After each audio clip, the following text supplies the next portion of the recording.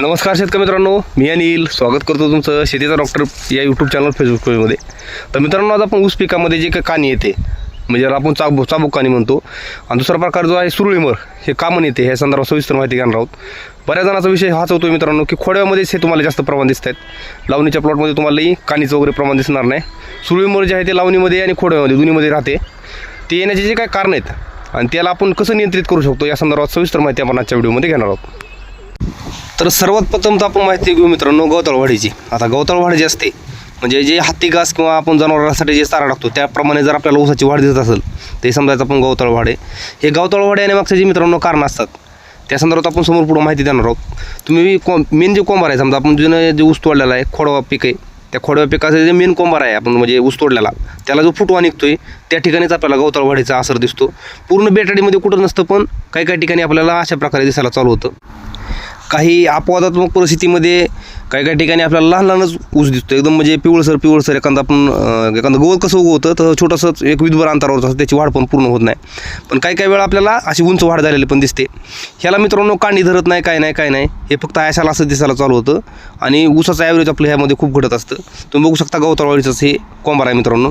Height किती एकदम पकडली बघा आणि त्यातनं चाबुक्कानी बाहेर पडल्यासारखं होईल. गवताळ वाढ आणि चाबुक्कानी थोडंसं एकाच प्रकारामध्ये मोडल्यासारखं मोडतात. संसर्गजन्य आजार आहे ते कशामुळे येतात या संदर्भात आपण समोर माहिती घेणारच आहोत. महत्त्वाचे हे दोन प्रॉब्लेम सोडता आपल्याला अजून एक प्रॉब्लेम असतो सुरळीमरचा. सुरळीमर जी की लहान कोंबारे जे आहेत त्यांना जास्त प्रमाणात होत असते.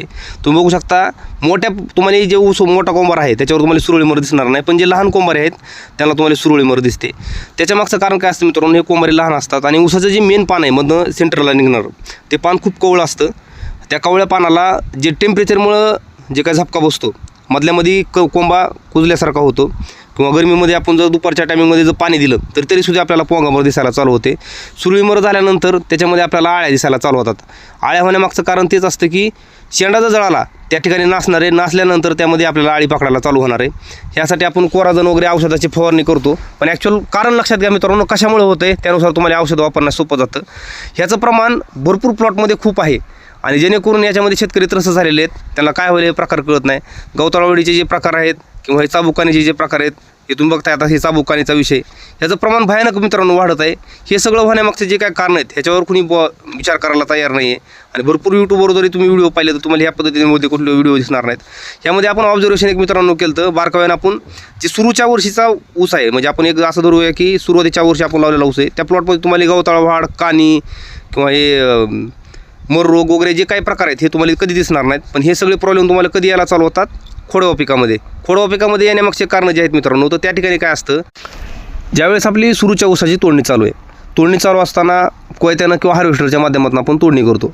तर समजा आपला एक मित्राचा प्लॉट आहे किंवा शेजाऱ्याचा प्लॉट आहे, त्या प्लॉटमध्ये कानीचं आणि जे काही गवताळ वाढ आहे ह्याचं प्रमाण जास्त प्रमाणात आहे.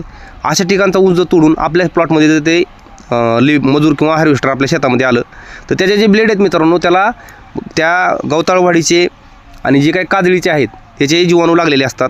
त्या कोयत्यानं ते आपल्या शेतामध्ये संसर्ग करायला चालू होतात, जेणेकरून आपल्या प्लॉटमध्ये ज्यावेळेस तोडणी चालू असेल त्यावेळेस ते तोडणी चालू असताना जेव्हा ऊसाच्या आपल्या ठिंबडीमधनं पाणी बाहेर निघतं म्हणजे ऊस तोडणी केल्यानंतर जे ऊसाच्या दांड्यामधनं जे पाणी बाहेर निघतं त्या दांड्यामध्ये ते मिक्स होतात जे आणि ऊसामध्ये पूर्ण ते बेटामध्ये भिलल्या जातं.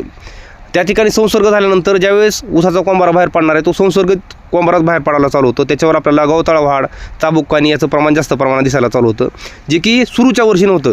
तुम्ही लक्षात घेतलं असेल की ज्या वर्षी आपण ऊस लावलेला त्या वर्षी तुम्हाला चाबुक्कानी किंवा हे जे काही गवताळ वाढ आहे असे प्रकार तुम्हाला काही दिसत नाहीत.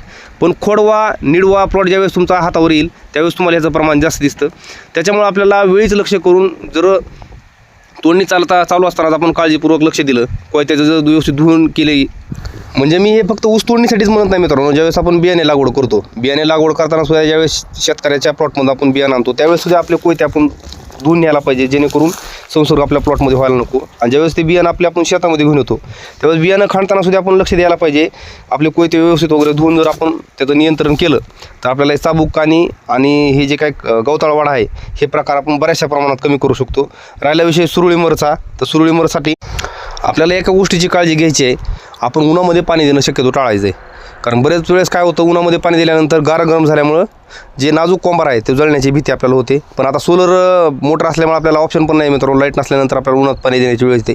त्यासाठी पर्यायी मार्ग म्हणून तुम्ही एक गोष्ट करू शकता. मोकळं पाणी देत असाल किंवा जर तुट्या करून पाणी देत असाल किंवा ड्रिपच्या सहाय्यानं पाणी देत असाल तर आपल्याला ड्रिपच्या माध्यमातून किंवा जमिनीमध्ये कुठल्याही पद्धतीने तुम्ही सोडू शकता. प्रति एकरी 2 लिटर ताक आणि 10 अंडी असे मिक्स करायचे आहेत मित्रांनो गाडग्यामध्ये. म्हणजे आपण जे डेरा वगैरे असतो ना त्याच्यामध्ये मिक्स करायचे. 5-6 दिवस ते तहच ठेवायचं. 1-2 वेळेस ते हलवून घ्यायचं जेणेकरून ते प्रॉपर मिक्स होतं. आणि नंतर आपल्याला जसं खत देतो त्या पद्धतीने आपण मोकळं सोडून देऊ शकता किंवा ड्रिपच्या माध्यमातून त्याला चाळून सोडून देऊ शकता, जेणेकरून जमिनीमध्ये गारवा राहण्यासाठी खूप चांगल्या पद्धतीने ते काम करतं. जमिनीमध्ये गारवा राहिल्यानंतर हे जे सुरळीमरचे प्रमाण आहेत ते खूप मोठ्या प्रमाणात कमी होतात. आपल्याला जास्तीचा खर्च करण्याची आवश्यकता पडत नाही. आणि तुम्हाला जर फवारणीमध्ये कोराजन वगैरे वापरायचं असेल तर तुम्ही वापरू शकता. पण ॲक्च्युअलमध्ये तुम्ही ह्या गोष्टीने जर नियोजन केलं तर तुम्हाला कोराजन वापरण्याची सुद्धा आवश्यकता पडणार नाही मित्रांनो. कोराजन तुम्ही सुरळी मेल्यानंतर वापरताय जेणेकरून आतमध्ये आळी वगैरे तयार व्हायला नको. हे ॲक्च्युअल सुरळीमुळे जो प्रॉब्लेम आहे तो गरमीमुळे होतो हा लक्षात घ्या.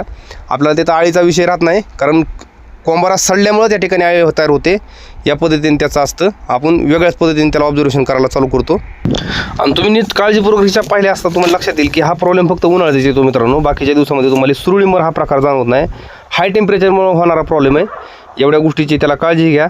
तुमच्या प्लॉटमध्ये सुरळीमरचं तुम्हाला कसलं प्रमाण दिसणार नाही. तर आजचा व्हिडिओ आवडल्यास नक्की लाईक करा, तुमच्या शेतकरी मित्रांना शेअर करा.